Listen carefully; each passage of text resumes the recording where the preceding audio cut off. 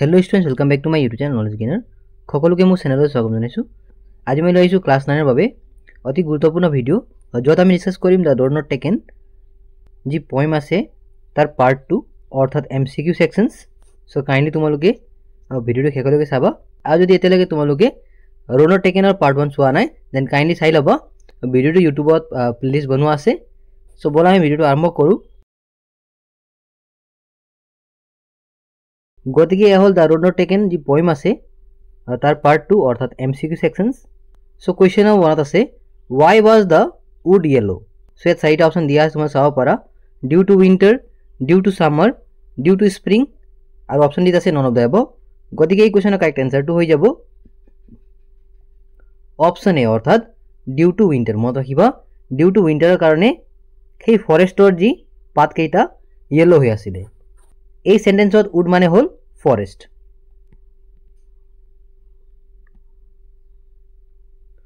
Question number 2, why was the traveler feels sorry? So the right option diya ase jane he was tired because he could not travel both the roads, he wanted to take rest, aru option D ase he did not like the roads. Godike ei question er correct answer to hoy jabo option B, that means because he could not travel both the roads. Mota hiba. Question number 3, the author refers in the poem is dash. অর্থাৎ the road not taken যি poem আছে ইয়া তোমালোকৰ অদাৰ্স শব্দই কি বুজাইছে বুলি খোদা হৈছে। সো এত চাৰিটা অপশন দিয়া আছে যেনে the first road, the second road, the dense forest আৰু ফলেন লিভস। সো এই কোয়েশ্চনের কারেক্ট অ্যান্সারটো হৈ যাব option B, that means the second road. মত ৰাখিবা। Question number 4, which road did the traveller choose? অৰ্থাৎ ট্ৰাভেলাৰে কোনটো ৰাস্তা চুজ কৰিছিলে। সো চাৰিটা অপশন দিয়া আছে যেনে the first road, the second road, the broader road আর অপশন ডিত আছে none of the above. So এই কোয়েশ্চনের কারেক্ট অ্যান্সারটো হৈ যাব option B, that means the second road. মত ৰাখিবা।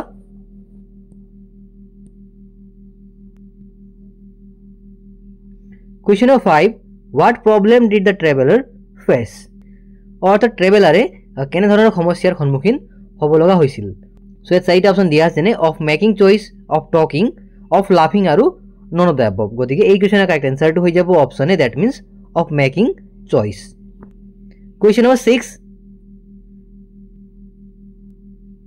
the poet claims to have taken them road dash.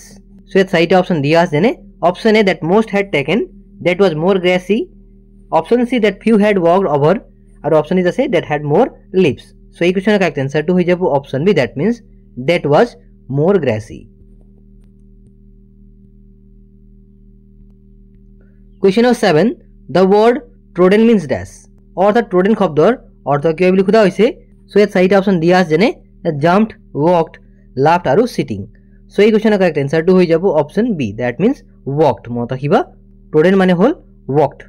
Question number 8, the poet of the poem the road not taken is dash. অর্থাৎ the road not taken poemৰ poet কোন বুলি খোদা হৈছে। So এত চাৰিটা option দিয়া আছে যেনে উইলিয়াম ওয়াৰ্ডসওয়াৰ্থ, উইলিয়াম বাটলাৰ ইটস, এটো ইটস হব, ৰবাৰ্ট ফ্ৰস্ট আৰু জেমস ক্ৰিকপ। সো এই কোয়েশ্চনেৰ কাৰেক্ট অ্যান্সাৰটো হৈ যাব option C, that means Robert Frost. মত ৰাখিবা।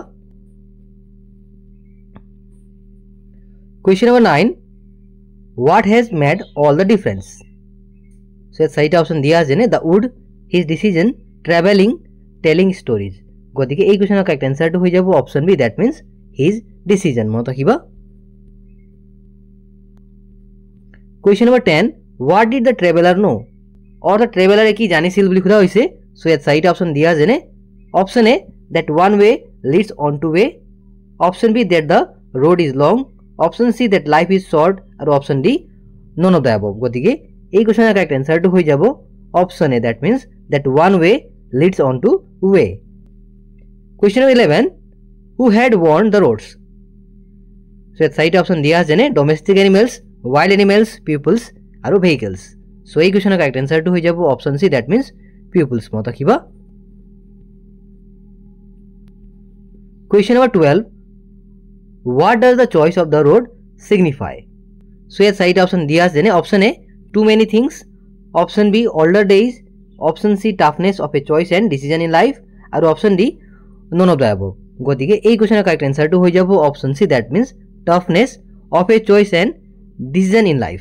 মনত ৰাখিবা question number 13 where does the poet find himself so ইয়াত চাৰিটা অপচন দিয়া আছে যেনে on the road on the lake on a fork আৰু অপচন দিত আছে on the hilly road so এই কুৱেশ্যনৰ কাৰেক্ট আনসাৰটো হৈ যাব option C that means on a fork মনত ৰাখিবা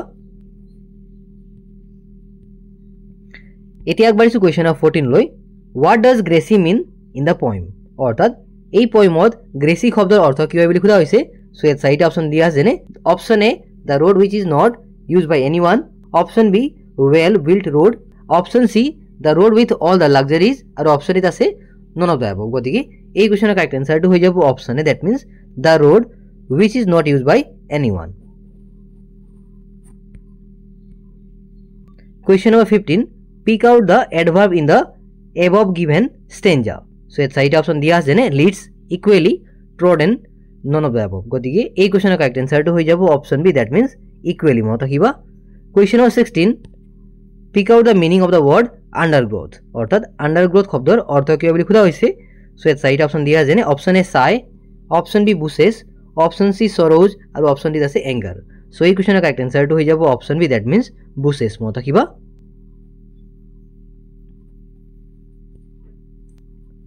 question number 17 what kind of dilemma faced by poet Robert Frost in the poem so ইয়াত চাৰিটা অপচন দিয়া আছে যেনে option A can't buy real happiness option B trying to choose of between two diverging roads option C can't see shops for goods option D আছে none of the above গতিকে এই কোৱেশ্যনৰ correct আনসাৰটো হৈ যাব option B that means trying to choose of between two diverging roads মত ৰাখিবা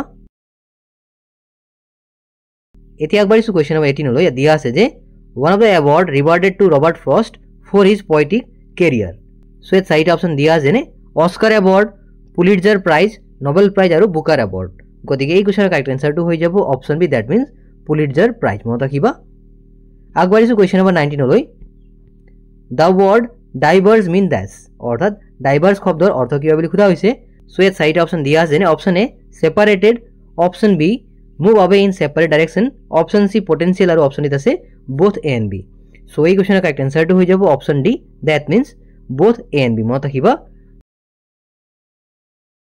এতিয়া আগবাঢ়িছো কুৱেশ্যন নম্বৰ 20 লৈ এটো তোমালোকৰ অন্তিম এমসি কুৱেশ্যন হয় সো কুৱেশ্যন নম্বৰ 20 আছে give the adverb form of the word difference অৰ্থাৎ ডিফাৰেন্স যি word আছে তাৰ adverb form লিখিব লাগিব সো ইয়াত চাৰিটা অপচন দিয়া আছে যেনে ডিফাৰেন্স ডিফাৰেন্ট ডিফাৰ আৰু ডি নম্বৰত আছে ডিফাৰেন্টলি সো এই কোৱেশ্যনৰ কাৰেক্ট আনসাৰটো হৈ যাব অপচন ডি অৰ্থাৎ ডিফাৰেন্টলি মত ৰাখিবা সো থ্যাংক ইউ সো মাচ লগ পাম এটি ভিডিঅ লৈ তেতিয়ালৈকে পঢ়ি থাকা এণ্ড শিকি থাকা so once again thank you so much and all the best for your upcoming exams